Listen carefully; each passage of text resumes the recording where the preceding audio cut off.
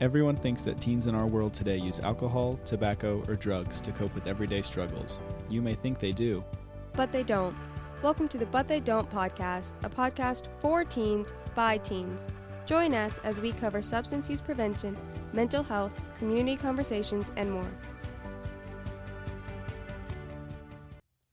Welcome back to another episode of But They Don't. I'm Kadasia. And I'm Gabe. Today is the final episode in our community conversation series. And Kadasia, this is probably one of the last podcast episodes we'll get to do together with us both being seniors, and I've enjoyed working with you over the last year. Me too, Gabe. I'm excited for graduation in the future, but also sad to see our time on Youth Board coming to an end.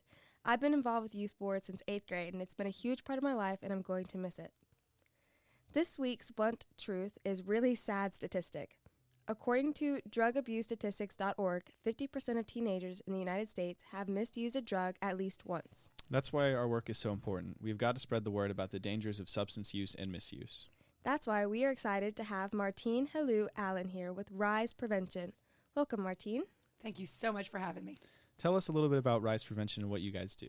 Sure. So RIZE Prevention is focused on the mission of empowering teens to resist drug use and make healthy lifestyle choices. So we do that in several different ways, but most of our focus is on an in-school program that we run for middle school students that's called RIZE. That is amazing and awesome project, and our missions are very much aligned.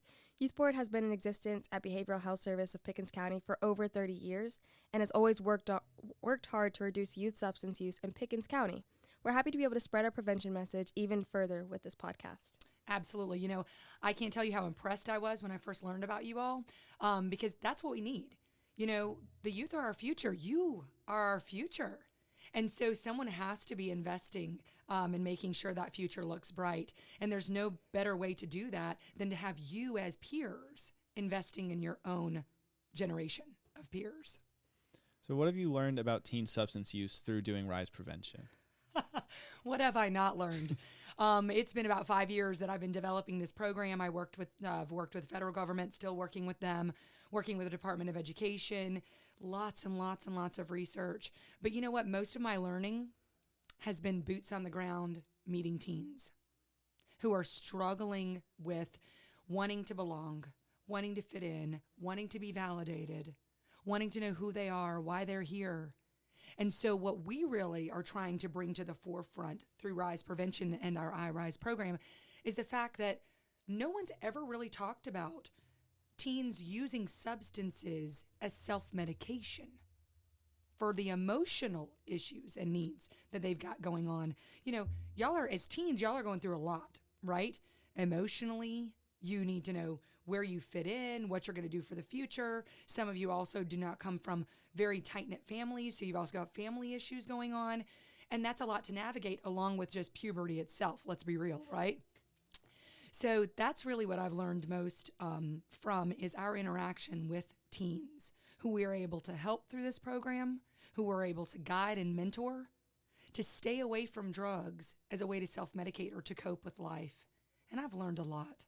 You know, but what I've learned most of all is that we all want to be loved. We all want to be validated and valued and invested in. And if you can take care of that part, then you really take away the need to be using drugs at all. So it's really an interesting thing, but I love what we do. And I love working with you. I love working with young people who have so much potential.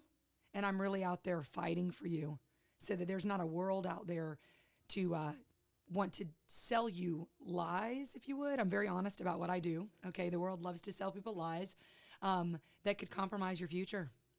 You know, I always tell people I'm only so young for so long. And then eventually I'm not going to be 44 anymore. I'm going to be 84. And then I'm going to be relying on you to take care of me. And so my job and my duty, I believe, is to invest in you so that I can count on you.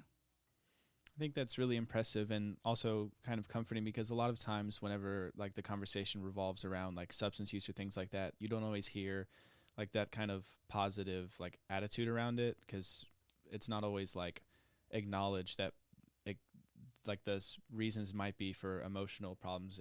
It's like never usually talked about in that kind of light. So I think that's really impressive. Yeah. You know, they're bad kids. Mm-hmm. You know what I mean? Oh, they just want to rebel against their parents. No, they don't. It's not true.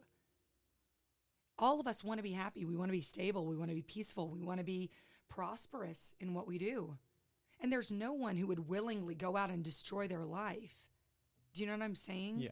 It's always based on a need that needs to be fulfilled. So we're all about identifying that need, being positive with teens, affirming them, and really negating those negative narratives that they have in their head. And also, let's just be truthful here. You guys are all about the blunt truth. Getting real about what teens are getting themselves into and participating in that really have a negative influence on their life. Really. Social media being one of them. I think especially just in like society for today, or like in schools today, it's tough, especially after going through the pandemic and a lot of people being isolated. That's can be when a lot of people start experimenting with drugs and how it like suffers their mental health so much. Oh my gosh, you're so wise. So wise. I love this, and I'm hitting the table when I'm not supposed to. But you are so wise. Did you know that because of COVID, all of you who were in your adolescent years, who, your brain's not fully developed until 25. Well, guess what? Add 2 years on that. Because of COVID, you all really suffered during those 2 years.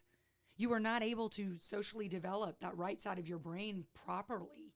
And so what we're seeing now is delayed maturation, plus you're at home, access to things that you should not have had access to because you're just bored out of your brain, right? And so now you're seeing, like, I'll give you the example, 8th graders with 6th grade brains doing 10th grade things. And that's the perfect storm right now.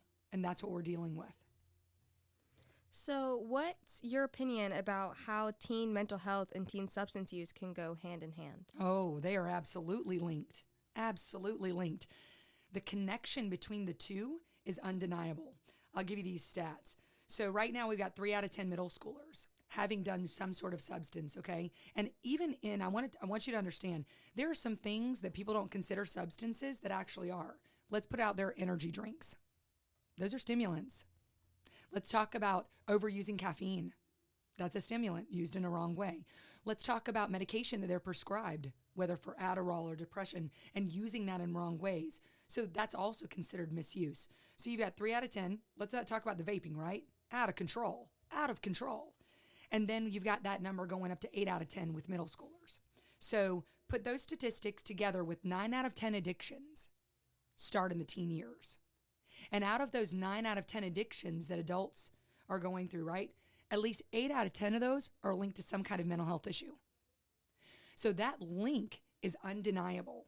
You've got either mental health issues being self-medicated improperly by drugs, and then those issues get worse and worse, or you have someone starting with drug use, and that drug use starts the mental health issue because maybe it's underlying and they're not aware of that. You know what I'm saying? So no matter what, it's correlated either on the front end as a cause or the back end as an effect or a result. That is a great way to put it. Wow. And especially like the statistics are already like so higher than they should be, but I feel like as it becomes more prevalent, it's going to be even worse, and it's going to be something that like big like companies or just more people in general are going to have more trouble like ignoring or putting off to the side. Let's hope so. Let's hope so. Because to get across a prevention message, so difficult. Why? Because with prevention, you're trying to prove a negative. You're trying to prove that something won't happen. But to me, that's the greatest compassion that we can have for people, is to stop addiction before it starts. And you're exactly right, Gabe. You're going to see now in the next couple of years, it's going to be just undeniable. And what we're trying to do is as RIZE Prevention, create a movement for people to address it now before it gets to that point, So that's a huge mission of ours. And, on top of that, you've got right now, when I ask people, do you know what the number one health crisis is in America?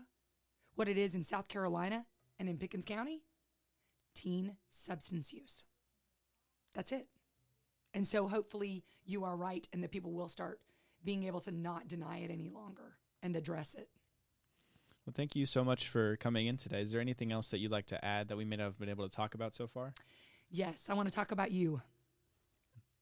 I want to talk about you and how wonderful you all are. Even Sabrina, who's not here with us, she's just producing this. You have no idea what value you're bringing to your community by being here. You could be doing anything that you want today. Today's your day off from school. But you're here because you care. And I really want to acknowledge that and to validate that what you guys are doing matters, to keep doing that, to take that energy and that love for people that you have, obviously, take that into your college days. Do not change what you're doing because of your atmosphere. Always rise above that, knowing that you need to stick to what is right and good so that you can continue serving people as you get older and as you go on into your future. I cannot wait to see you 10, 15 years from now when you maybe see me at a store in Pickens and go, guess what, Miss Martine, look at what we did with our lives. So I just want to congratulate you for that. Thank you. Thank you. So we are in the process of planning a spring alternative event that is going to be a lot of fun. Stay tuned to future episodes for more details. And be sure to follow us on social media, on Facebook, Pickens County Youth Board, and on TikTok at WeArePCYB. Speaking of social media, Martine, is RIZE on any social media? Yes, it is. So social media kind of has that double whammy, right? Double-edged sword. But we say, yes, we wanted a social media presence to kind of balance out the negativity that's on social media. So people can follow us on Facebook at RIZE Movement, spelled RIZE, or they can go on Instagram at RIZE Prevention. We also have a TikTok account at RIZE Prevention. And, of course, we've got our website, rizeprevention.org. All right, that sounds great. We'll be sure to link all this information in the description for this week's episode. Thank you so much again for coming on. My pleasure. Everybody, we hope you have a great day.